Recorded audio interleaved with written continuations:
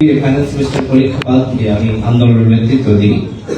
পরবর্তীতে আমি গ্রেপ্তার হয়ে একটানা 18 দিন রিমান্ডের নির্যাতনের শিকার হয়েছি। তবে আমরা মাথা নত করি নাই, সে আন্দোলন সফল করেছি। আপনারা সাংবাদিক ভাইয়েরা জেনে থাকবেন, পরবর্তীতে যখন আবারও কোটা ফিরে আসে 24 সালে হাইকোর্টের রায়ের মধ্য দিয়ে, যেহেতু এই আন্দোলনের আমরা পায়োনিয়ার ছিলাম, তখন বিএনপির সাথে আমরা আলোচনা করি যে কোটা সংস্কার আন্দোলনকে রাষ্ট্র সংস্কার আন্দোলনে পরিণত করতে হবে। কারণ রাজনৈতিক আন্দোলনের মধ্য দিয়ে আসলে ফ্যাসিবাদ সরকারের পতন হচ্ছিল না। 16 বছর ধরে বিএনপি সহ যারা ভিন্ন মতের রাজনৈতিক দল ছিল, তাদের নেতৃবৃন্দকে কিভাবে থাকতে হয়েছে, দেশে থেকেও এক ধরনের বলা যায় যে মনে হচ্ছে যে এই দেশের নাগরিক আমরা না। এইভাবে কিন্তু বিশেষ করে বিএনপির নেতৃবৃন্দকে গুম খুনের শিকার হতে হয়েছে। আপনারা যারা কালীগঞ্জের মানুষ, ঝিনাইদহ 4 আসনের মানুষ, আপনারা দেখেছেন আমাদের হামিদ ভাই, মিনি ভাই সহ আমাদের অন্যান্য নেতৃবৃন্দ, শামসুল ভাই যারা আছেন, তারা অনেকে ঘরে ঘুমাতে পারেনি।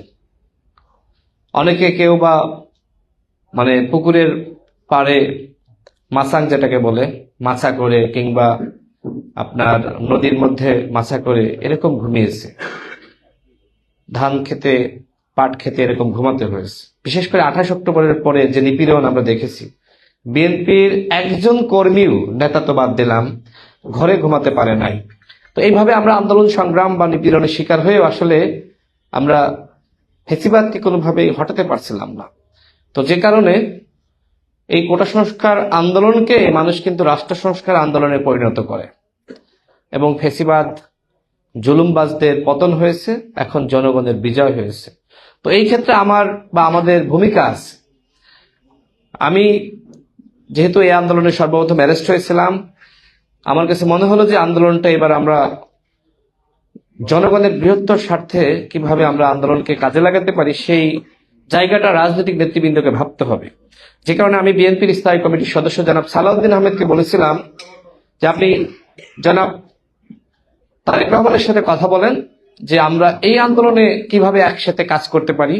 এই আন্দোলনকে শুধুমাত্র একটি সামাজিক আন্দোলনের মধ্যে সীমাবদ্ধ না রেখে কিভাবে রাষ্ট্র সংস্কার আন্দোলনের রাজনৈতিক দায়বদ্ধতার জায়গা থেকে আমরা কাজ করতে পারি। জনাব তারেক রহমান তিনি এই আন্দোলনে এইভাবে কাজ করেছেন রাজনৈতিক নেতৃত্বের জায়গা থেকে। আর অনেক ইতিহাস আছে, আমি অন্য সময় বলবো। বাট আমি যেহেতু আরেকটি দলের গণ অধিকার পরিষদের সাধারণ সম্পাদক ছিলাম, বিএনপির সাথে যুগপৎ আন্দোলন করেছি, বিএনপি গণ অধিকার পরিষদ একসাথে কাজ করেছে, এইভাবে রাজনৈতিক সমন্বয় করেছে, যেটা আপনারা জনাব সালাউদ্দিন আহমেদ বিভিন্ন সময় আমাদের বিষয়ে বলেছে, আপনারা জেনে থাকবেন। তো যাই হোক, আন্দোলন সংগ্রামের স্বীকৃতি স্বরূপ বা আমরা যে ভূমিকা রেখেছি, জনাব তারেক রহমান সেই জায়গা থেকে আমাদেরকে মূল্যায়ন করেছেন। বিশেষ করে আমরা যারা আন্দোলন সংগ্রামের ভূমিকা রেখেছি, আমাকে তিনি ঝিনাইদহ 4 থেকে নির্বাচন করার ব্যাপারে সিদ্ধান্ত নিয়েছেন এবং